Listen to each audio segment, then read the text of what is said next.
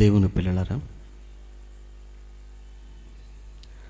ప్రకృతి ప్రళయాలకు కారణాలు మనిషి మార్పునకు దృష్టాంతములా ప్రస్తుత ప్రపంచంలో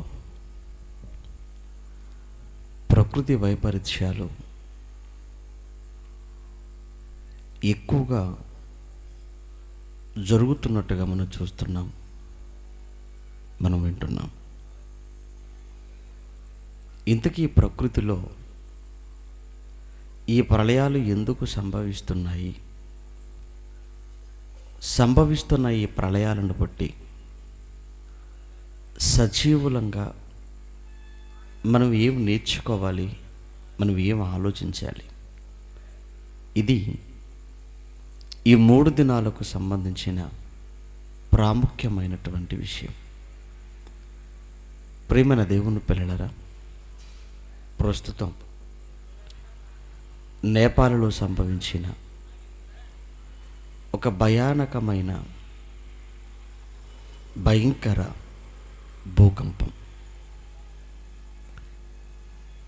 మొదటగా వచ్చిన ఆ యొక్క ప్రమాదపు ఛాయల్లో నుంచి కోలుకొనకుండగానే మరలా భూకంపం అన్నది ఆ నేపాల్ తాకటం, దీనికి మరలా ఎందరో ప్రాణాలు పోగొట్టుకోవటం, ఎంతోమంది క్షతగాత్రులుగా, ఆశ్రయాలు పోగొట్టుకున్నవారుగా ఈరోజు నేపాల్ దేశం అస్తవ్యస్తంగా ఉండటం అన్నది మనం చూస్తున్నాం. అలాని కేవలం అక్కడ మాత్రమే అనుకుంటే పొరపాటు. కానీ గత నెలలో, అంతకు మునుపు నెలలో మన దేశంలో కాశ్మీర్లో వచ్చిన భయంకరమైన వరదల గురించి మనం చదువుకున్నాం. అసలు ఈ ఎండలతో భయంకరంగా ఉండవలసిన ఈ రోజుల్లో వరదలు రావటం ఏంటి? అసలు దీన్ని ప్రకృతి వైపరీత్యంగానే చెప్పాలి. అలానే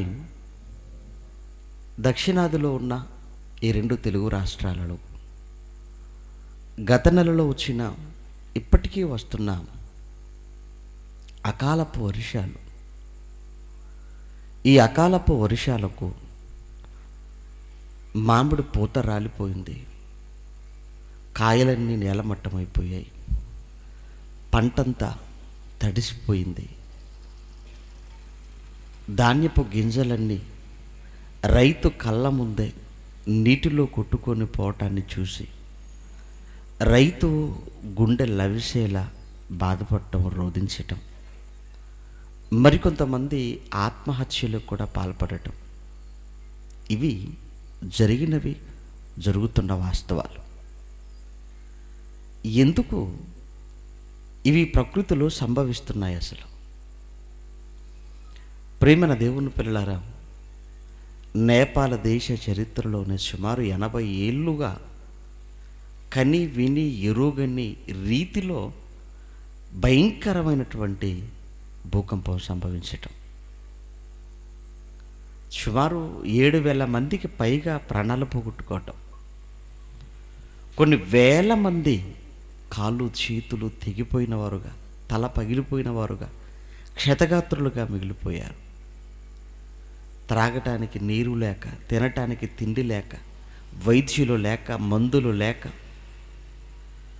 ఎంతో మరి భయంకరంగా మరి ఆ దేశ రాజధాని కాఠ్మండ్లో ఉన్న ప్రజలు కన్నీళ్లు పెట్టుకోవటం అన్నది మనం చూసాం. అదే ప్రకంపనలు అదే ఉత్తరాన ఉన్న ఈ రాష్ట్రాలను కూడా, పశ్చిమ బెంగాల్ కానివ్వండి, అలానే ఒక బీహార్ కానివ్వండి, మరి ఈ రాష్ట్రాలను కూడా మరి తాకటం, ఇక్కడ కూడా అనేక మంది చనిపోవటం మనం చూసాం. అలానే ఈశాన్య రాష్ట్రాలలో కూడా మనం చూసాం. ఇవన్నీ ఎందుకు సంభవిస్తున్నాయి? ఇవే కాక ప్రపంచ చరిత్రలో అత్యంత భయంకరమైన ఒక సునామీ, ఆ సునామీ తాకిడికి, ఆ సునామీ దెబ్బకు సుమారు 2.5 లక్షల మంది ప్రాణాలు పోగొట్టుకోవటం. లక్షల్లో ఈ 2.5 లక్షల మంది ప్రాణాలు పోగొట్టుకుంటే మరి ఎన్నో లక్షల మంది, సుమారు ఒక 30 లక్షల మంది వరకు ఇల్లు పోగొట్టుకున్నవారుగా, గూడు చెదిరిపోయిన వారుగా, దిక్కు తోచని వారుగా మరి మిగిలిపోయినట్టుగా 2004లో వచ్చిన భయంకర సునామీ గురించి మనం చదువుకున్నాం. ప్రియమైన దేవుని పిల్లలారా, ఈరోజు శాస్త్ర పరిజ్ఞానం ఎంత ఎత్తుకు ఎదిగిందో మనం చూస్తున్నాం. శాస్త్ర సాంకేతిక రంగంలో మనిషి ఎంతో అభివృద్ధిని సాధించాడు. ఒకప్పుడు చేయలేమనుకున్నవి ఈరోజు మనిషి చేసి చూపిస్తున్నాడు. మనిషి తనలాంటి మర మనిషిని నిజంగా తయారు చేయటం అద్భుతం. సముద్ర గర్భాలేంటి, అంతరిక్షం ఏంటి, అన్నిటిని శోధిస్తున్నాడు. అన్ని చోట్లకు మనిషి వెళ్ళగలుగుతున్నాడు. కానీ విచిత్రం ఏంటంటే, ఈ వైపరీత్యాలను గురించి మాత్రం మనిషి ముందస్తుగా తెలుసుకోలేకపోతున్నాడు, వీటిని అరికట్టలేకపోతున్నాడు. వచ్చే అకాలపు వర్షాలను రాకుండా చేయగలుగుతున్నాడా? అలానే వచ్చే భూకంపాన్ని ఏమైనా ఆపగలుగుతున్నాడా? ప్రకృతికి మనిషి ఎదురు తిరగలేడు. ప్రకృతిని మనిషి శాసించలేకపోతున్నాడు. ప్రకృతి వైపరీత్యాలను మనిషి నివారించలేకపోతున్నాడు. ప్రకృతి వైపరీత్యాలకు మనుషులు బలైపోతున్నారు. అసలు ఏం జరుగుతుంది ఈ ప్రపంచంలో?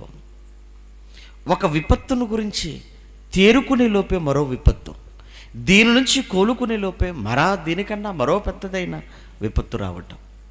మొత్తానికి ప్రపంచ మనుషులు విపత్తు పైన విపత్తు, విపత్తు పైన విపత్తు వచ్చి పడుతూ ఉండటం వలన ప్రతి క్షణం, అనుక్షణం ప్రాణాలను గుప్పిట్లో పెట్టుకొని బ్రతకవలసిన పరిస్థితి ఈ ప్రపంచంలో ఏర్పడుతుంది.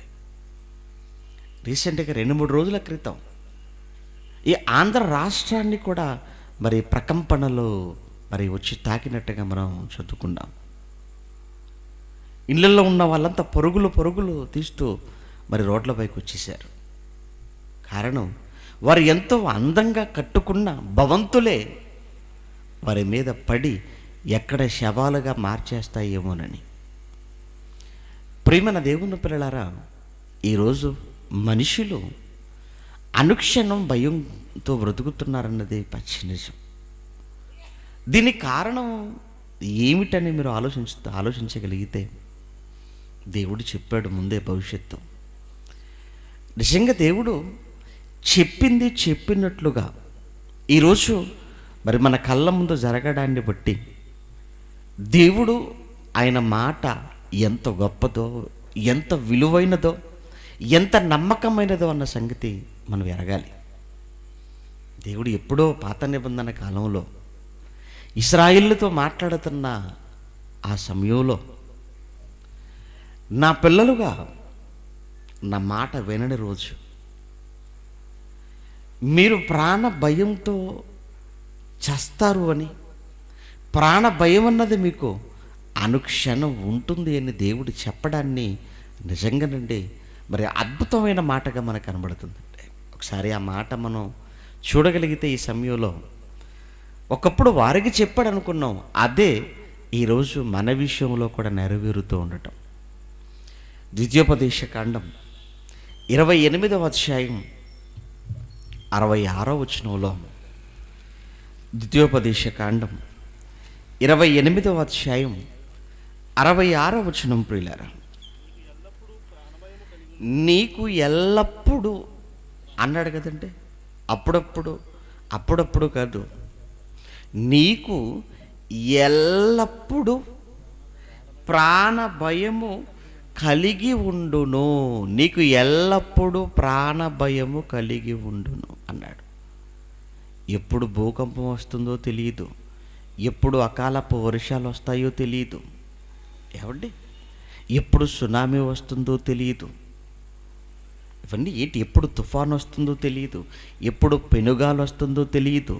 మొత్తానికి అనుక్షణం నీవు ఎల్లప్పుడూ ప్రాణభయము కలిగి ఉండు. ఎప్పుడు ప్రమాదం సంభవిస్తుందో తెలియదు, ఎప్పుడు నువ్వు మరణిస్తావో తెలియదు, ఎప్పుడు ప్రకృతిలో వైపరీత్యాలు సంభవిస్తాయో తెలియదు. మొత్తానికి మనిషి ప్రాణభయము కలిగి ఉన్నాడు. ఏమంటే నిజంగా మనిషి చావుకు భయపడకుండా ఎవరు ఉండగలరండి? ఎవరు ఉండలేరండి. ప్రతి మనిషికి ప్రాణం అంటే తీపి, ప్రాణం అంటే ఇష్టం. తన ప్రాణాన్ని కాపాడుకోవటానికి మనిషి ఎక్కడికైనా వెళతాడు, ఎంత ఖర్చైనా మనిషి భరిస్తాడు. ఎందుకంటే ప్రాణం అంటే అంత ఇష్టం కనుక.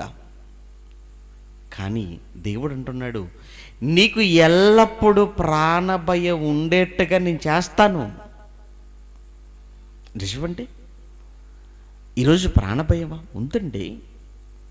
నిజంగా ఎక్కడో ఈరోజు మనం ఎందుకు ఇంత ధైర్యంగా ఉన్నామంటే, నిజంగా మరి తమ్ముడు కిషోర్ చెప్పినట్లు ఎక్కడో కదా నేపాల్లో జరిగింది, మన దగ్గర కాదు కదా అనుకుంటాం. ఏమంటే నేపాల్లో భూకంపం వచ్చిందట, వచ్చిందా నేపాల్లో, ఎంతమంది పోయారట, ఓకే మన పనికి వెళ్ళిపోదాం అనుకుంటాం మనం, అంతే. నిజంగా అదే భూకంపం మరి మనం ఉన్న దేశంలో, మనం ఉన్న రాష్ట్రంలో కొంచెంగా భయపడతాం. మనం ఉన్న ఊరిలోనే వస్తే ఇంకెక్కువ భయపడతాం. అంతే కదండి. ఎంత దగ్గరగా ఉంటే ప్రాణం పోయే పరిస్థితి, మనం అంతగా భయపడుతుంటాం. కానీ అది తప్పు. ఎక్కడో జరిగింది, ఎక్కడో జరిగిన విషయాన్ని ఇక్కడున్న నీకు ఎందుకు తెలియాలి? అది నువ్వు ఆలోచించాలి. ఎక్కడో జరిగిన ఆ భూకంపం, దాని తాలూకా వివరాలు, దాని ప్రమాదపు స్థాయి, ఇవన్నీ ఎక్కడో దూరంలో ఉన్న, కొన్ని వందల వేల కిలోమీటర్ల దూరంలో ఉన్న నీకు ఎందుకు తెలియాలి ఇది అన్నప్పుడు, ఇక్కడ నువ్వు తెలుసుకోవలసిన అవసరత ఉంది గనుక నీ దాకా వచ్చింది. 2011లో జపాన్లో వచ్చిన భయంకరమైన భూకంపం, సునామీ మీకు తెలుసు కదండి. ఆ దెబ్బకు జపాన్ ఆర్థిక వ్యవస్థ అంతా తలక్రిందులైపోయిందండి. ఈ రోజు వరకు ఇంకా జపాన్ కోలుకోలేకపోయిందండి. అసలు ఇప్పటి వరకు ఇంకా కోలుకోలేకపోతుంది. ఒకవైపు భయంకరమైన ఆ సునామీకి అపార్ట్మెంటులేంటి, మనుషులేంటి, అబ్బబ్బబ్బా అన్నీ కొట్టుకొని వెళ్ళిపోయాయి. చూసాం క్లిప్పింగ్స్లలో, టీవీలో, న్యూస్లో. దానితో పాటు దాని నుంచి కోలుకుంటున్న సమయంలోనే అణు రియాక్టర్లు ఫెయిల్ అయిపోవటం, దాని నుంచి అధిక రేడియేషన్ రావటం, దానికి ఇంకా అనేక మంది చనిపోవటం, రోగాల బారిన పడిపోవటం. అసలు జపాన్ చాలా దెబ్బతిన్నది. మరలా మరి ఈ సంవత్సరం, మరో 4 సంవత్సరాలలో మరల నేపాల్లో వచ్చిన ఈ భూకంపం. అంటే ఇవన్నీ కూడా మనం వింటున్నామంటే, వీటన్నిటిని మనం చూస్తున్నామంటే, నీకు ఏమర్థం అవ్వాలన్నప్పుడు నీకు భయం, నీకు కూడా ఏదో సంభవించబోతుంది. అసలు ఇంతకక్కడ ఎందుకు అవన్నీ సంభవిస్తున్నాయి, ఎందుకు ఇవన్నీ ప్రపంచవ్యాప్తంగా చోటు చేసుకుంటున్నాయి ఈ వైపరీత్యాలు అనేది ఎవరు ఆలోచిస్తున్నారండి? ఎవరు ఆలోచించినా ఏవోలేండి, అక్కడ ఏదో పలకలు సర్దుకున్నాయట, అందుకే వచ్చిందట అని ఈ శాస్త్రవేత్తలు చెప్తారు. అది నిజం అనుకుంటూ మనం వెళ్ళిపోతుంటాం. అంతే కదండి. ఎందుకంటే తుఫాను వచ్చిందంటే వాయుగుండం ఏర్పడిందండి అంటే, వాయుగుండం ఎందుకు ఏర్పడిందంటే అల్పపీడనం అండి అంటాడు.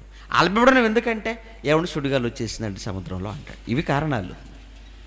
ఏమండి, ఎందుకు సుడిగాలి తోడవ్వాలి ఆ నీటికి, ఎందుకు అది అల్పపీడనంగా ఏర్పడాలి, ఎందుకు అది వాయుగుండం అవ్వాలి, ఎందుకు అది తుఫానుగా మారాలి, ఎందుకు విరుచుకపడాలి మానవ సమాజం పైన, ఎందుకు భూమి నీ కాళ్ళ క్రింద ఉన్న నేల, ఆ నేల క్రింద ఉన్న పలకలు ఇప్పుడే అవి ఎందుకు సర్దుకోవాలి,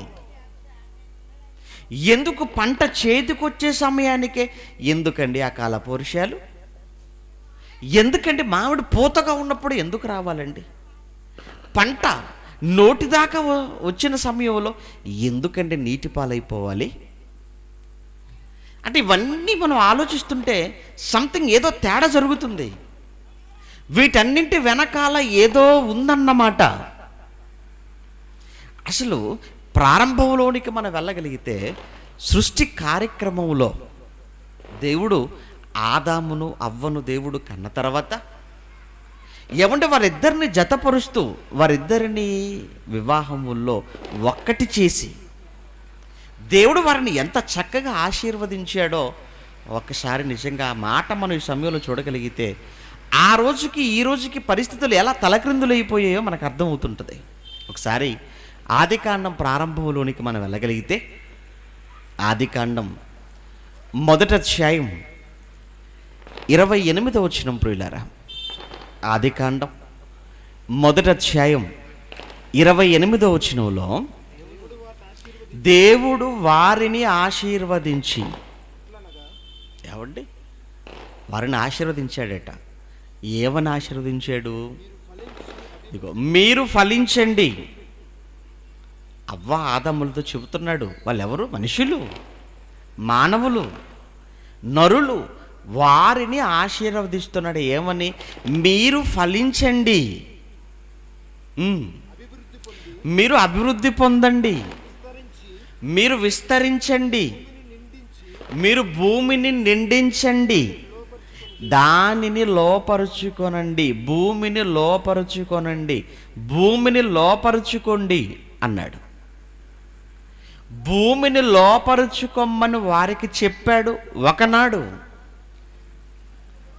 అంటే భూమి పైన అధికారాన్ని ఎవరికి ఇచ్చాడు దేవుడు అన్న విషయాన్ని ఇక్కడ మీరు ఆలోచించగలిగితే భూమి పైన అధికారాన్ని మనిషికి ఇచ్చాడు. మీరు ఏలండి అన్నాడు. మీరు ఏలండి, మీరు లోపరుచుకోనండి అంటున్నాడంటే అసలు ఈ ప్రకృతిని ఏలే అంత గొప్పవాడా మనిషి? అవును, ప్రకృతిని ఏలేవాడిగా చేశాడు. ప్రకృతికి, ఈ సృష్టికి ఏలికగా చేశాడు మనిషిని. అటువంటప్పుడు సృష్టికి ఏలికగా ఉండవలసిన మనిషి, సృష్టిని ఏలవలసిన మనిషి, సృష్టిని లోపరుచుకొనవలసిన మనిషి ఈరోజు సృష్టిలో ఏంటి ఎలా అయిపోయాడు? సృష్టి చేత మనిషి నలగొట్టబడుతున్నాడు. ప్రకృతిలో మనిషి చనిపోతున్నాడు. ప్రకృతి మనిషి పైన తిరగబడుతుంది. ప్రకృతి మనిషిని భయంకరంగా చంపేస్తుంది. అసలు ఎందుకు ఎలా మారిపోయింది? ప్రారంభంలో దేవుడు అన్న మాట ఏంటి? ప్రస్తుతానికి ప్రపంచంలో జరుగుతున్నది ఏంటి? ఏమండి, అసలు దేవుడు సృష్టి పైన మనిషికి అధికారం ఇచ్చాడండి. మనిషి పైన సృష్టికి అధికారం లేదు. ప్రకృతి పైన మనిషికి ఇచ్చాడు తప్ప మనిషి పైన ప్రకృతికి లేనే లేదు. అటువంటిది ఈరోజు ప్రకృతి పాదాల కింద మనిషి నలిగిపోతున్నాడు. ప్రకృతి పాదాల కింద మనిషి నలిగి పిదైపోతున్నాడండి. ఎందుకు ఇలా జరిగింది అంటే దీని వెనకాల ఏదో జరిగింది. ఆదికాండం క్షమించిన కీర్తన గ్రంథం 8వ అధ్యాయాన్ని సైతం మనం చూడగలిగితే అక్కడ కూడా భక్తుడు ఏమంటున్నాడు మీరు చూడండి. కీర్తన గ్రంథం 8వ అధ్యాయం, కీర్తన గ్రంథం 8వ అధ్యాయం 5వ వచనం నుంచి చూడగలిగితే ప్రియులారా 6వ వచనం చదువుకుందాం. 8వ అధ్యాయం 6వ వచనంలో నీ చేతి పనుల మీద వానికి అధికారం ఇచ్చి ఉన్నావు. దేవుని చేతి పనులు ఏంటి? దేవుని చేతి పనులు ఈ పంచభూతములు, ఈ ప్రకృతి, ఈ సృష్టి, ఈ విశ్వం, ఇదంతా దేవుని చేతి పని కాదా? దేవుని చేతి పనే. సూర్య చంద్ర నక్షత్రాలు, గ్రహాలు, మనం ఉన్న ఈ నేల, ఇదంతా కూడా ఎవరి చేతి పనయ్యా? దేవుడిది. అయితే దేవుడి చేతి పని పైన అధికారం ఎవరికి ఇచ్చాడట? నీకు, మనిషికి. నీ చేతి పనుల మీద, ప్రకృతి పైన, సృష్టి పైన మనిషికి అధికారం ఇచ్చి ఉన్నావు. గొర్రెలన్నిటినీ, ఎడ్లనన్నిటినీ, అడవి మృగములను, ఆకాశ పక్షులను, సముద్ర మత్స్యములను, సముద్ర మార్గములో సంచరించే వాటిని అన్నింటినీ వాని పాదముల క్రింద నీవు ఉంచి ఉన్నావు. అన్నీ నీ పాదాల క్రింద పెట్టాడు. అన్నీ నీ కాళ్ళ కింద పెట్టాడట. నీ కాళ్ళ క్రింద పెట్టాడు అంటే అంతా నీకు లోబడాలి, అంతా నీకు బానిసైపోవాలి, అంతా నీ చేతి క్రింద పనివారు. అంటే ఈ సృష్టిలో ఎవరండి గొప్ప అంటే, సృష్టిలో ఉన్నది ఏది గొప్పది కాదు. సృష్టి అంతటిలో గొప్పవాడవు నువ్వే. సృష్టి అంతటిలో ఉన్నతమైన వాడవు నువ్వు మనిషి. అందుకే యాకోబు పత్రిక 1వ అధ్యాయంలో జన్మను గురించి మాట్లాడుతూ, మనిషి పుట్టుకను గురించి మాట్లాడుతూ ఆయన యాకోబు పత్రిక 1వ అధ్యాయం 18వ వచనంలో, యాకోబు పత్రిక 1వ అధ్యాయం 18వ వచనం, ప్రియులారా, దేవుడు తాను సృష్టించిన వాటిలో, దేవుడు తాను సృష్టించిన వాటిలో మనము ప్రథమ ఫలముగా ఉండునట్లు సత్యవాక్యము వలన మనలను తన సంకల్ప ప్రకారము కనెను. దేవుడు సృష్టించిన వాటిలో మనము ప్రథమ ఫలము అన్నాడు. అంటే సూర్యుడు ప్రథమ ఫలము కాదా? కాదు. చంద్రుడు ప్రథమ ఫలము కాదా? కాదు. నక్షత్రాలు ప్రథమ ఫలము కాదా? కాదు. నీ ఉన్న నేల కూడా కాదా? కాదు. వాస్తవానికి ఇవన్నీ నీకన్నా ముందు పుట్టాయి. సృష్టి మనిషి కన్నా ముందు పుట్టింది. ఆఖరణ కదండి మనిషి వచ్చాడు. నీకన్నా ముందు పుట్టినా, నీకన్నా మొదటగా ప్రకృతి పుట్టినా దేవుడు అంటున్నాడు, భక్తుడు అంటున్నాడు, లేదు, నువ్వే దేవునికి ప్రథమ ఫలం, నీవే దేవుడికి ప్రథముడవు. సృష్టించిన వాటన్నింటిలో నువ్వే మొదటి వాడవు. అందుకే నీవు మొదటి వాడవు గనుక, నువ్వు మొదటి వాడవు అంటే అర్థం ఏంటి? నువ్వు కింగ్. నువ్వు మొదటి వాడవు అంటే అర్థం ఏంటి? నువ్వు రాజువి.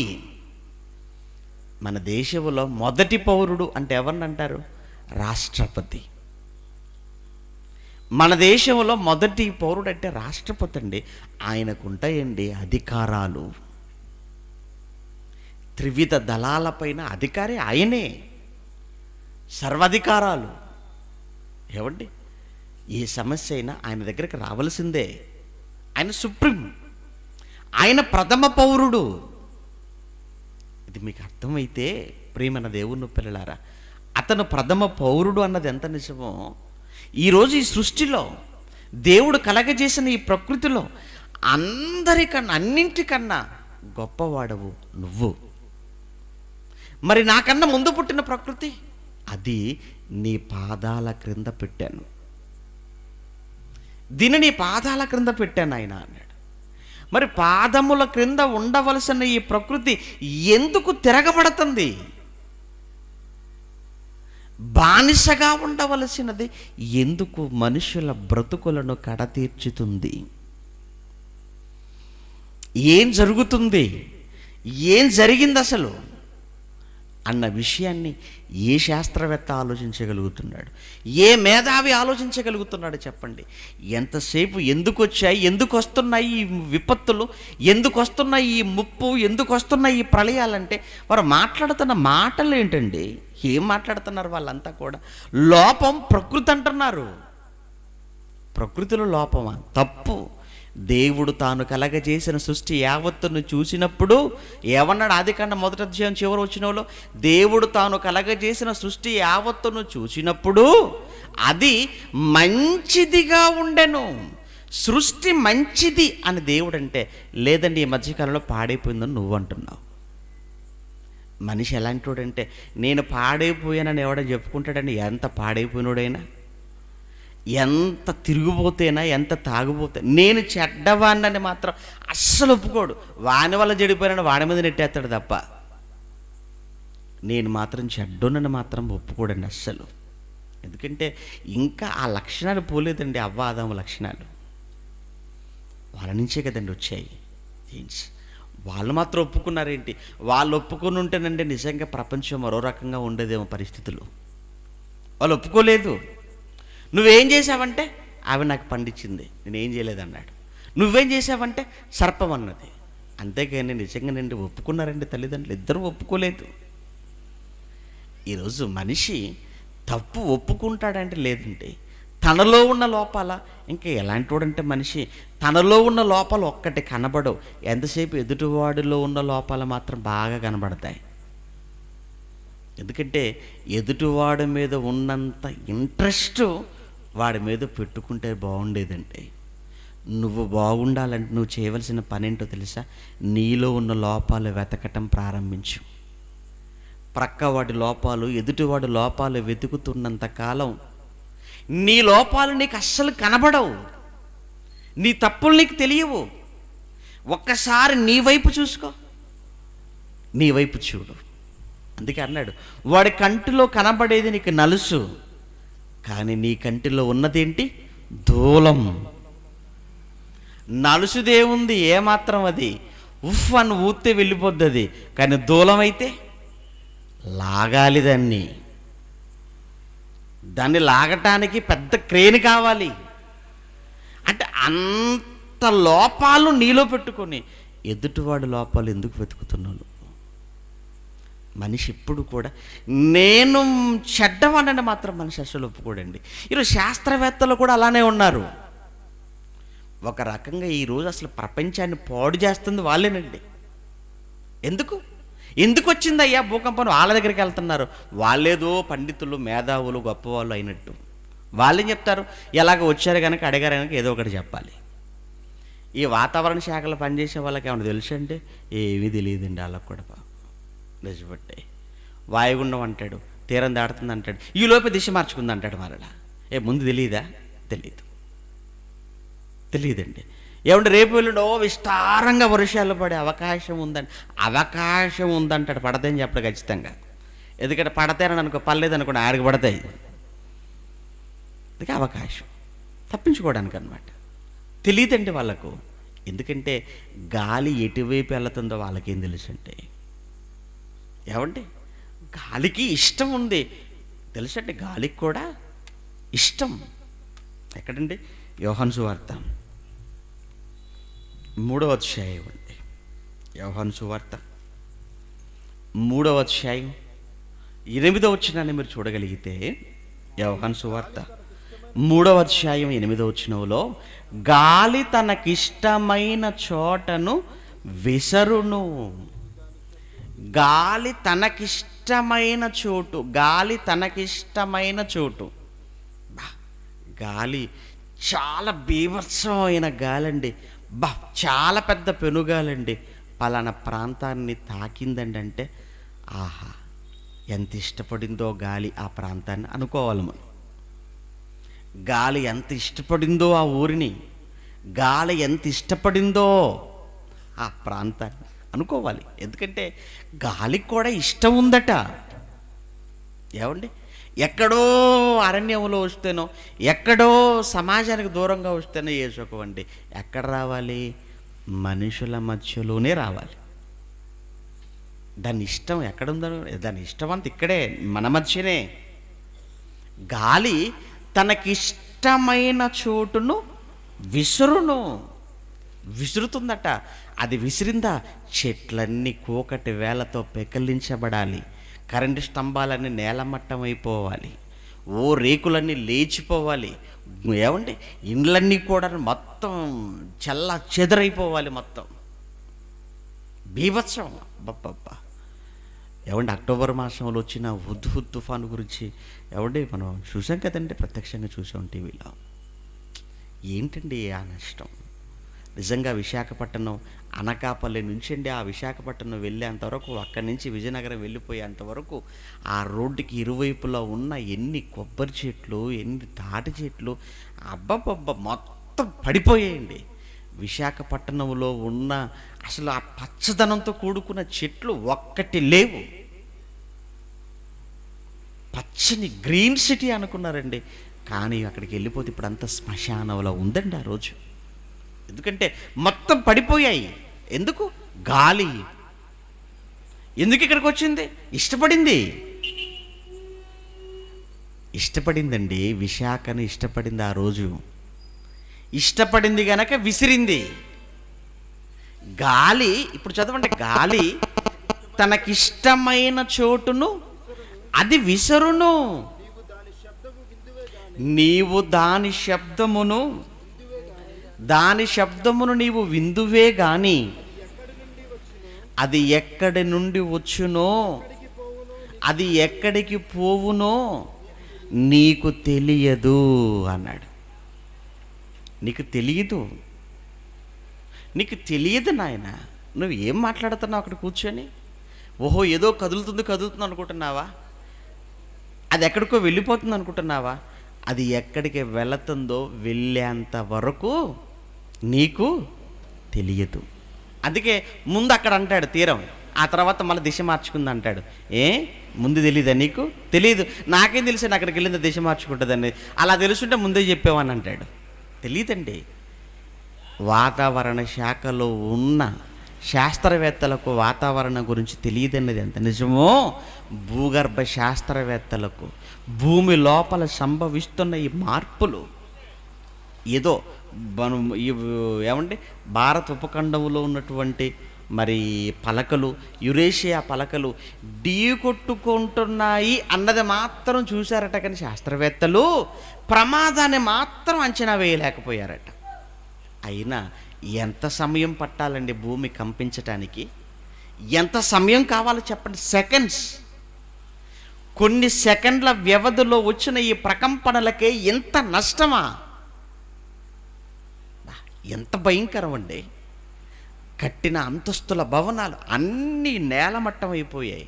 అందులో ఎంతోమంది శిథిలాల కింద చితికిపోయారు, ఛిద్రమైపోయారు. అవే వాళ్ళని ఎక్కడికక్కడ తెగిపోయి ముక్కలుగా విసిరివేసినట్టుగా అయిపోయాయి. ఆ తర్వాత సైనికులు వెళ్ళి ఆ శిథిలాలను తొలగిస్తూ కాలు పట్టుకుంటే కాలు వస్తుంది, చేయి పట్టుకుంటే చేయి వచ్చేస్తుందండి.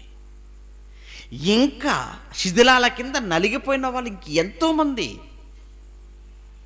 ఇక ఆ శవాలను తీసుకొని వెళ్ళి పూడ్చిపెట్టే అవకాశం కూడా లేక ఆ శవాలను తీసుకొని వచ్చి కుప్పగా పెట్టి కిరోసిన్ పోసి నిప్పంటించి తగలబెట్టేశారు అంతే. ఇంకా విచిత్రం ఏంటంటే, ఎంత దురదృష్టకరమైన సంగతి అంటే, ఒకవైపు శిథిలాలను తొలగిస్తున్నారు, మరోవైపు భయంకరమైన జోరున వర్షం. ఇదేంటండి? అయ్యో మరలా వచ్చే అవకాశం ఉందని చెప్పగానే ఇండ్లలో ఉన్నవారు కూడా బయటకు వచ్చేసారు. నేపాల్ ప్రధాని కూడానండి ఇంట్లో ఉండటానికి భయపడిపోయాడు. అతను కూడా రోడ్డుపైకి వచ్చేసాడు. ఇంట్లో ఉంటే ప్రకంపనలకు ఎక్కడ కట్టుకున్న ఇల్లు ఎక్కడ కూలిపోతుందోనన్న భయంతో బయటకు వస్తే, బయట వస్తున్న భయంకరమైన వర్షానికి బయట ఉండలేక లోపలికి వెళ్ళలేక, ఏంటండి ఆ భయంకరమైన పరిస్థితి? మీరు చెప్పండి. ఏంటి దారుణం? ఏంటి ప్రమాదకరమైన విపత్తులు? ఎందుకు వస్తున్నాయని వాళ్ళు అడిగితే పలకలు ఢీకొంటున్నాయి, పలకలు సర్దుకుంటున్నాయి. ఇవే సమాధానం. అక్కడ లోపం, ప్రకృతిలో లోపం అంటున్నాడే తప్ప, ప్రకృతిలో లోపం అంటే వీళ్ళు ఏమనుకుంటారు? ఓహో, ప్రకృతిలో లోపం వచ్చిందా, అయితే మన వైపు ఏమీ లేదన్నమాట. ప్రొసీడ్, మళ్ళీ అదే ప్రొసీడ్ వెళ్ళిపోదాం ముందుకంతే, గో హెడ్. తప్పండి. ప్రేమైన దేవుని పిల్లలారా, మీరు వింటారు. నిజంగా ప్రకృతి ప్రళయాల వెనకాల అసలు ఎందుకు జరుగుతున్నాయో, ఇవన్నీ కూడా ఎందుకు వస్తున్నాయో, ఇవన్నీ తగ్గుముఖం పట్టాలంటే ఏం చేస్తే తగ్గుముఖం పడతాయో నేటి శాస్త్రవేత్తల అంచనాలు, మేధావులు అనుకుంటున్న వారికి సైతం అర్థం కాని సంగతులు, వాస్తవాలు దేవుడు వ్రాయించిన 26 పుస్తకాల్లో నుంచి మీరు వింటారు.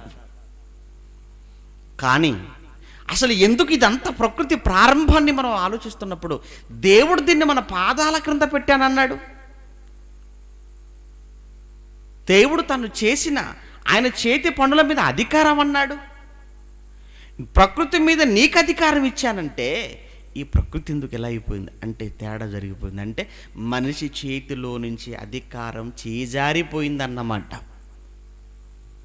అధికారం చేజారిపోయింది, అంతే కదండి. మంచిగా పరిపాలన చేస్తూ ఉంటాడు, పరిపాలన సరిగ్గా చేయలేదనుకుంటే దించేస్తారు. అంతే కదా మరి. నువ్వు నిజంగా సమర్థుడివై సింహాసనం మీద కూర్చొని చక్కని పరిపాలన నువ్వు చేస్తే ఉంచుతారు ప్రజలు నిన్ను గద్దెపైన, లేదా దించేస్తారు, అధికారం మరొకరికి ఇచ్చేస్తారు.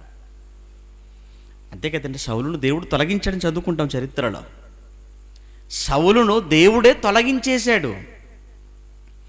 తర్వాత దేవుడు సౌలును తొలగించి అని చదువుకుంటాం. అంటే సౌలును తీసేశాడు, దింపేశాడు. ఆ తర్వాత అధికారాన్ని దావీదుకి అప్పచెప్పాడు.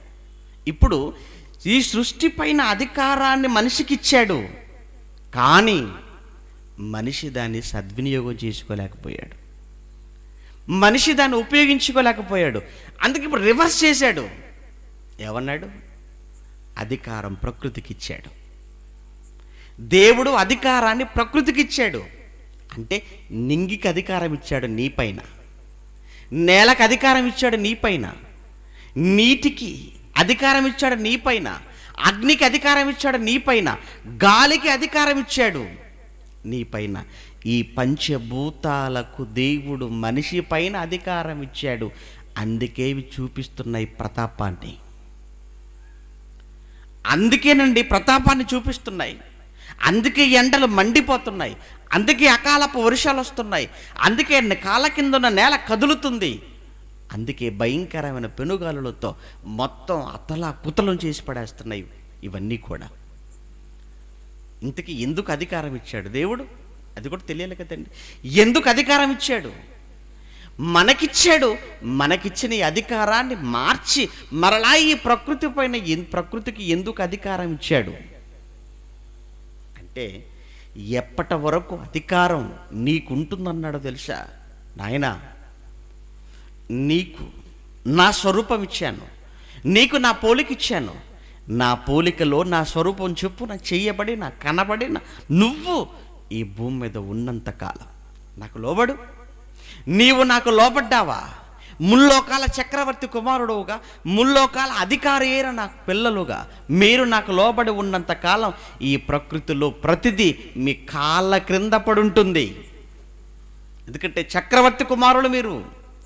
చక్రవర్తి కుమారులుగా, ముల్లోకాల అధిపతికి పిల్లలుగా ఈ భూమి మీద మీరు నాకు లోబడి మీరు బ్రతికినంత కాలం ఈ ప్రకృతికి మీరే రాజులు, ఈ ప్రకృతికి మీరే చక్రవర్తులు. కానీ ఏమైపోయింది?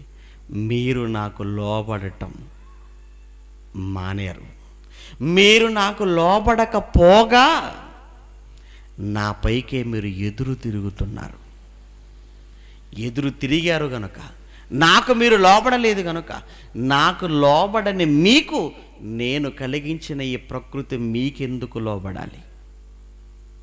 కనుక ఇప్పుడు రూల్ మారిపోయింది. ఎందుకంటే నువ్వు రూల్ మార్చుకున్నావు. నా కొరకు కన్నాను నిన్ను, నా కొరకు చేసుకున్నాను నిన్ను, నా కొరకు కన్న నేను, నా కొరకు చేసుకున్న నువ్వు నా కొరకు కాక, నా పని కొరకు కాక, నా నిమిత్తము కాక, నీవు నీ కోసం బ్రతుకుతూ, లోకం కోసం బ్రతుకుతూ మరలా నీవు నాపైకే తిరగబడుతున్నప్పుడు నేను కూడా ఈ ప్రకృతికి రూలు మారుస్తా. నీవు రూలు మార్చుకున్నావు. నా కోసం పుట్టి నువ్వు నీ కోసం బ్రతుకుతున్నావు. నా పని మీద ఉండవలసిన నీవు నీ పనిలో ఉంటున్నావు. నాకు లోబడవలసిన నువ్వు నాకు ఎదురు తిరుగుతున్నప్పుడు నేను కూడా రూలు మార్చాలా? ఇప్పుడు మార్చాలి. అదే రూలు మార్చేశాను ప్రకృతికి, అదే రూలు మార్చేశాను. అదే చెబుతున్నాడండి ఇప్పుడు యెషయా గ్రంథం 1వ అధ్యాయం. యెషయా గ్రంథం 1వ అధ్యాయం 2వ వచనం. ప్రియులారా, యెషయా గ్రంథం 1వ అధ్యాయం 2వ వచనం చూడండి. యెహోవా దేవుడు మాట్లాడుచున్నాడు, ఆకాశమా ఆలకించు. ఎందుకంటే ఇప్పుడు మీకు కొత్త రూల్ చెప్పబోతున్నాడు. ఇప్పుడు మీకు ఏమండి, రూల్ మారిపోయింది. ఇప్పుడు చట్టం మార్చేస్తున్నాను. గతంలో మీకు ఏమి ఇచ్చాను చట్టం? ఆకాశంలో జ్యోతిని పెట్టాను, సూర్యుని పెట్టాను. పెట్టి ఏం చెప్పాను? భూమి మీద వెలిగివ్వాలని మాత్రం చెప్పాను. అంతే కదండి. ప్రారంభంలో భూమి మీద వెలిగిచ్చుటకై ఆకాశమందు పెద్ద జ్యోతి వెలిగివ్వాలి. అది అప్పటి వరకు ఉన్న రూల్ అది. కానీ ఇప్పుడు ఆకాశంలో జ్యోతులకు చెప్తున్నాడు, రూల్ మార్చేశాను. ఇప్పుడు ఏమంటున్నాను, ఇప్పుడు ఏం చెప్తున్నాడు తెలుసా? ఆకాశంలో ఉన్న సూర్యుడికి ఏం చెప్తున్నాడు? ప్రకటన గ్రంథం 16వ అధ్యాయానికి రండి ఒక్కసారి. ప్రకటన గ్రంథం 16వ అధ్యాయం 4వ వచనం అండి. ప్రకటన గ్రంథం 16వ అధ్యాయం 4వ వచనాన్ని మీరు చూడగలిగితే, ప్రకటన గ్రంథం 16వ అధ్యాయం చదవండి. 8వ వచనం అండి. 8వ వచనం. 4వ దూత తన పాత్రను సూర్యుని మీద కుమ్మరింపగా మనుషులను అగ్నితో కాల్చుటకు సూర్యునికి అధికారం ఇవ్వబడెను. అప్పటి వరకు లేదా? లేదు. సూర్యుని మీద అప్పటి వరకు అధికారం నీది. భూమిపైన అధికారం నీదే. ఈ పంచభూతాలపైన అధికారం నీది. కానీ ఇప్పుడు సూర్యుడికి అధికారం ఇచ్చేశాడట. ఏమని? కాల్చిపడేయండి అంతే. ఇంకా కాల్చిపడేయండి. అందుకేనండి ఎండలు, అబ్బో భయంకరమైన ఎండలు. ఏంటండి టెంపరేచర్ అంటావు, ఏంటండి ఉష్ణోగ్రతలు అంటావు, అబ్బో రికార్డు స్థాయిలో నమోదవుతున్నాయి అంటున్నావు. అబ్బబ్బబ్బా ఈ వడగాలలోకి, ఈ వడదెబ్బకు జనాలు పిట్టల్లా రాలిపోతున్నారండి అంటుంటావు. అబ్బా ఎప్పుడు చూడలేదండి మా చరిత్రలో ఇంత భయంకరమైన ఎండలను మాట్లాడుతున్నావు. ఎందుకు ఇంతగా మండిపోతున్నాయి? ఎందుకు ఇంతగా నమోదవుతున్నాయి ఉష్ణోగ్రతలు? అంటే దేవుడు సూర్యునికి అధికారం ఇచ్చాడట. మండిపో, కాల్చిపడేసాయి అంటే అప్పటి వరకు కేవలం వెలిగివ్వమన్న ఆజ్ఞే. ప్రారంభంలో భూమి మీద వెలుగు వెలుగు వెలుగు. ఇప్పుడు వెలుగు కాదు, వెలుగుతో పాటు ఏది కూడా వేడి. వేడి ఉండాలి, వీళ్ళకు మంటుండాలి. ఎందుకంటే నన్ను ఎంతగా బాధ పెడుతున్నారో మీరు చూస్తున్నారు. అందుకే వారు రూలు మార్చుకున్నప్పుడు నేనెందుకు మార్చకూడదు రూలు మీకు? ఇప్పటి వరకు వెలుగు, ఇప్పుడు వెలుగు కాదు, వెలుగుతో పాటు వేడి, వేడి కూడా మార్చేస్తున్నాను మీకు. అలానే భూమి, ఇప్పటి వరకు మీ కేవలము కదలమనే చెప్పాను కదా, కదలమనే చెప్పాను. ఇప్పుడు మీకు కూడా కొత్త ఆజ్ఞ ఇస్తున్నాను. ఏంటంటే కదలటమే కాదు, అప్పుడప్పుడు అవసరమైన చోట మీరు ఏం చేయాలో తెలుసా? కంపించాలి. భూమి నువ్వు కంపించు, అదే భూకంపం. అదే చెప్తున్నాడు. గాలి, నీవు గాలిగా ఉంటే కుదరదు. అప్పుడప్పుడు నువ్వు సుడిగాలిగా, పెనుగాలిగా కూడా మారాలి. ఎందుకు? వారిని లేపేయాలి, వారిని మట్టు పెట్టాలి. కనుక గాలి పెనుగాలిగా, సుడిగాలిగా మారిపోవాలి. ఏమండి, ప్రారంభంలో ఆదికాండం 2:6 ఆవిరి నేల నుండి లేచి భూమిని తడిపెను అని చదువుకుంటాం. ఆదికాండం 2:6 కేవలము ఆవిరికి ఆయన ఇచ్చిన ఆజ్ఞ ఏంటంటే కేవలం భూమిని తడిపితే చాలు. కానీ మార్చేశాడు. ఇప్పుడు తడపటం కాదు, ముంచేయి ముంచేయి ముంచేయి, మొత్తాన్ని కూడా మొత్తం ముంచేసేయాలంతే. ఇది నీటికిచ్చిన ఆజ్ఞ. అంటే మరల ఈ పంచభూతాలకు, నింగి, నేల, నీరు, నిప్పు, గాలి, వీటన్నింటికి దేవుడు రూల్స్ మార్చేస్తున్నాడు, కట్టడలు మార్చేస్తున్నాడు. ఇప్పుడు మనుషులపైన వాటికి అధికారం ఇచ్చేస్తున్నాడు. అసలు మనుషులపైన వాటికి ఎందుకు అధికారం ఇచ్చాడు అన్నప్పుడు మనిషి దాన్ని చేజార్చుకున్నాడు, మనిషి పోగొట్టుకున్నాడు. ఎలా పోగొట్టుకున్నాడు? దేవునికి లోబడి ఉండవలసిన మనిషి దేవునికి లోబడకపోగా దేవుడి మీదకి ఇది ఎగురుబావుట ఎగరవేశాడండి. అదే చెప్తున్నాడండి యెషయా గ్రంథం 1వ అధ్యాయం 2వ వచనం. ఆకాశమా ఆలకించు, భూమి నువ్వు కూడా వినాలి. ఎందుకు చెప్తున్నాను? మీ ఇద్దరి మధ్యనే కదా పెట్టాను, మీ ఇద్దరి మధ్యనే కదా పెట్టాను, మీ ఇద్దరి మధ్యనే కదా నా పిల్ల బ్రతుకుతున్నారు. కనుక నేను వారి కోసం ఎన్ని కలలు కన్నానో, ఎంత కష్టపడ్డానో, వారి కోసం ఏం చేశానో, ఈ రోజు వరకు వారి కోసం ఏం చేస్తున్నానో దానికి ప్రత్యక్ష సాక్షులు మీరే. మీరే అందుకు ప్రత్యక్ష సాక్ష్యం. మరి వీళ్ళు ఏం చేస్తున్నారు? వీళ్ళు నాకు ఏం చేశారు? నేను వారికి ఎంత చేశానో మీరు చూశారు. వాళ్ళు నాకు ఏం చేస్తున్నారో కూడా మీరు చూస్తున్నారు. వాళ్ళు నాకు ఏం చేస్తున్నారు? నేను వారిని కని పెంచి గొప్పవారిగా చేశాను, కానీ వారు నా మీద తిరగబడి ఉన్నారు. నా మీద వారు తిరగబడ్డారు, నా మీద తిరగబడినారు గనుక మీరు కూడా ఈ రోజు నుంచి ఏమైపోవాలి? ఇక తిరగబడాలి. నా మీద వారు తిరుగుబాటు చేసినప్పుడు మీరెందుకు తిరుగుబాటు చేయకూడదు? చేయండి. భూమికి ఆజ్ఞ, గాలికి ఆజ్ఞ, నీటికి ఆజ్ఞ, ఆకాశానికి ఆజ్ఞ, సూర్యుడికి ఆజ్ఞ జారీ అయిపోయింది. అందుకేనండి ఈరోజు ప్రకృతి ప్రళయాలు, ప్రకృతి వైపరీత్యాలు, వీటన్నింటికి మూలం, వీటన్నింటికి కారణం ఏంటి అసలు? ఇవన్నీ మనిషికి సేవ చేయవలసినవి, మనిషి పాదాల క్రింద ఉండవలసినవి, మనిషి చేతుల్లో ఉండవలసినవి ఈరోజు మనిషి పైన తిరుగుబాటు చేస్తున్నాయంటే కారణం మనిషి చేసిన తప్పు, మనిషిలో పేరుకొని పోతున్న అవిధేయత, మనిషిలో లోబడిన తత్వం రావటం. నేను ఎవరికి భయపడాలి? నేను ఎందుకు భయపడాలి? దేవుడు ఎక్కడ ఉన్నాడా? ఉంటే నేను ఎందుకు నమ్మాలి అసలు ఆయన నాకేం చేశాడు? అబ్బో, ఏంటి మాటలు! ఇంత భయంకరమైన మాటలతో తన బ్రతుకును రోజు రోజుకి కఠినపరుచుకుంటూ లోకంలో కలిసిపోతున్న ఈ మానవాళిని దేవుడు చూస్తూ ఏం చెయ్యాలంటారు చెప్పండి ఇప్పుడు? అందుకే దేవుడు ఏ ప్రకృతిని మనిషి సేవ కోసం అని పెట్టాడో, ఏ ప్రకృతిని మనిషిని కాపాడటం కోసం, వాళ్ళ అవసరాలు తీర్చడం కోసం ఏ ప్రకృతిని కలిగించాడో అదే ప్రకృతితో దేవుడు మనిషికి మరణ శాసనాన్ని రాస్తున్నాడు, మరణ గీత గీస్తున్నాడు. అందుకే ఈరోజు ప్రపంచంలో జరుగుతున్న ఈ భయంకరమైన ప్రకృతి వైపరీత్యాలు, ఈ వైపరీత్యాలకు ప్రపంచం అట్టుడికిపోతుంది. ప్రతి మనిషి ఎల్లప్పుడూ ప్రాణభయంతో ఉంటున్నాడు. కాళ్ళ కింద నేల కదులుతుందేమో, గుండెపోటు వస్తుందేమో, బయటికి వెళ్తే ప్రమాదం జరుగుతుందేమో, సునామీ వచ్చేస్తుందేమో, పెనుగాలు వచ్చేస్తుందేమో, తుఫానుగా మారుతుందేమో, అమ్మో ఎండలు ఇంకా ఎక్కువైపోతాయేమో. ఏంటండి ప్రతి కాలంలో ఏదో ఒక టెన్షన్, ప్రతిరోజు టెన్షన్, అంత టెన్షన్ టెన్షన్ టెన్షన్ లైఫ్ అండి. ఈరోజు తెల్లవారితే సాయంకాలం వరకు మనిషి ఉంటాడో ఉండడో గ్యారంటీ లేదు. రాత్రి పడుకుంటే తెల్లవారేసరికి ప్రాణాలతో ఉంటాడో లేదు అన్న అనుమానం ఈరోజు.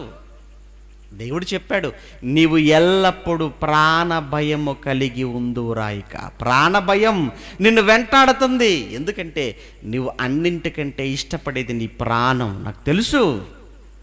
అందుకే నువ్వు అన్నింటికన్నా ఇష్టపడేది, కోరుకునేది నీ ప్రాణాన్ని గనుక భయం దానికి ఉండాలి ఇప్పుడు. అందుకే నీకు ప్రాణ భయాన్ని పెడుతున్నా ఈ రోజు నుంచి నీకు ప్రాణ భయం. ఎక్కడో నేపాలనుకుంటున్నావా? సునామీ వస్తే మా సముద్రం లేదండి, ఎక్కడో దగ్గరగా ఉన్న వాళ్ళు పోయారు కదా అనుకున్నావు. మరి నేల భూకంపం నీ కాళ్ళ కింద లేదేంటి? నీ కాళ్ళ కిందున్న నేల కదలటం ఎంతసేపు, అందులో నువ్వు సమాధి అయిపోవటం అది ఎంత పని? ప్రియమైన దేవుని పిల్లలారా, ఆలోచించండి. ఈరోజు ప్రకృతిలో సంభవిస్తున్న, ప్రకృతిలో వస్తున్న ఈ భయంకరమైన ఈ వైపరీత్యాలకు, ఈ ప్రమాదాలకు కారణాలు ప్రకృతిలో లోపం అనుకుంటున్నారు. అలా అనుకుంటూనే సరిపెడుతున్నారు. కానీ మనిషి ఒక్కసారి తన వైపు మనిషి చూసుకోలేకపోవటం, తన గురించి తను ఆలోచన చేయకపోవటం వలన రోజు రోజుకి పెరుగుతున్నాయే తప్ప ఈ వైపరీత్యాలు తగ్గుతున్నాయే చెప్పండి? సంవత్సరానికి అధికమవుతున్నాయండి వైపరీత్యాలు. ఒకప్పుడు కన్నా ఇప్పుడు చూస్తుంటే అబ్బా ఎక్కువ. పెనుగాలులేంటో, తుఫానులేంటో, ఈ సునామీలేంటో, ఈ భయంకరమైన భూకంపాలు ఏంటండి? ఒకదాని వెంట ఒకటి, ఒకదాని వెంట ఒకటి. ఎప్పటికీ మనిషికి నెమ్మది లేదా? ఎప్పటికీ మనిషికి శాంతి లేదా? ప్రశాంతత లేదా? లేదు, ఉండదు, ఉండబోదు. మనిషి తనలో ఉన్న తప్పును, తనలో ఉన్న లోపాలను ఎప్పుడు తెలుసుకొని సరిచేసుకుంటాడో అప్పటి వరకు ఈ ముప్పు తప్పదు. అప్పటి వరకు మనిషికి ప్రాణ భయము ఉండక తప్పదు. ప్రేమన దేవుని పిల్లలారా, ఇది శాస్త్రాలలో కనపడవండి ఇవన్నీ. అలానే మేధావులకు అర్థం కాదండి. ఎంతసేపు ప్రకృతి అంటారే తప్ప అసలు ప్రకృతి ఎలా వచ్చింది? ఎవరి కోసం? నీ కోసం. ప్రకృతిని దేవుడు చేసింది నీ కోసం, పాదాల కింద పెట్టింది నీ అవసరాలు తీర్చాలని. ఏ ప్రకృతిని దేవుడు నీ కోసం చేశాడో, నీవే ఆయన కాకుండా పోతున్నప్పుడు ఈ ప్రకృతి మాత్రం ఎందుకు? అందుకే దేవుడు ఏ ప్రకృతిని నీ కోసం చేశాడో అదే ప్రకృతి చేత నిన్ను కాలరాయాలనుకున్నాడంతే. నిన్ను కాలగర్భంలో కలిపేయాలనుకుంటున్నాడు. నాకు నా పిల్లలు ఉపయోగపడనప్పుడు ఇక ఈ ప్రకృతి ఎందుకు? ఏ ప్రకృతిని వారి కోసం చేశానో అదే ప్రకృతితో వాళ్ళ అంతాన్ని చూస్తాను అనుకున్న దేవుడు అనుకున్నట్టుగా జరిగిస్తున్నాడు. గనుకనే ఈరోజు భయంకరమైన ఈ ప్రకృతి వైపరీత్యాలు, ప్రళయాలు చోటు చేసుకుంటున్నాయి. కనుక ఆలోచించండి ప్రేమన్న దేవుని పిల్లారా, ప్రకృతి ప్రళయాలకు కారణాలు ఏమిటో, ఎందుకు ఇవన్నీ సంభవిస్తున్నాయో. ఏమంటే బైబిల్ చరిత్రపరంగా బైబిల్లో ఆధారం చేసుకొని రాబోయే 2 రోజుల్లో నిజంగా ప్రకృతి వైపరీత్యాల వెనకాల నిజంగా ఇది కారణమా ఏంటి? నిజంగా ప్రకృతి వైపరీత్యాల వెనక ఇన్ని కారణాలు ఉన్నాయా? వీటన్నిటిని బట్టి మనం ఏం చేయాలి అన్న ఆలోచన రేపు ఎల్లుండి మనం తెలుసుకుంటాం. ఈ రోజుకు సెలవు తీసుకుందాం. సమయం చాలా అయింది. ప్రార్థన చేసుకుందాం. కళ్ళు మూసుకోనండి. ప్రేమ కలిగిన మా కన్న తండ్రి, మీకు వందనాలు నాయన. ప్రకృతి ప్రళయాలకు కారణాలు ఏమిటో అని మీరు మాకిచ్చిన ఈ జీవ గ్రంథంలోనికి వెళ్ళి అన్వేషిస్తున్నాం. మేము చేసే ఈ పరిశోధనలో, మేము చేసే ఈ అన్వేషణలో మాకు తోడుగా ఉండండి. మంచి సంగతులతో మా మనసుల్లో నింపండి. మీ కొరకు మేము ఫలించినట్లుగా కృప చూపించండి. ఈ సభల కోసం ఆలోచించిన, కష్టపడిన, ఖర్చు పెట్టిన మీ పిల్లలందరినీ పేరు పేరున దీవించి మంచి ఆరోగ్యాన్ని, ఆయుష్ను మీ బిడ్డలకు అనుగ్రహించమని కోరుకుంటూ, రేపు ఎల్లుండి జరగనైన సభల్లో కూడా మాకు తోడుగా ఉండి మరిన్ని మంచి సంగతులు మాకు అందించమని కోరుతూ క్రీస్తునామని ప్రార్థన మీకు సమర్పిస్తున్నాము తండ్రి.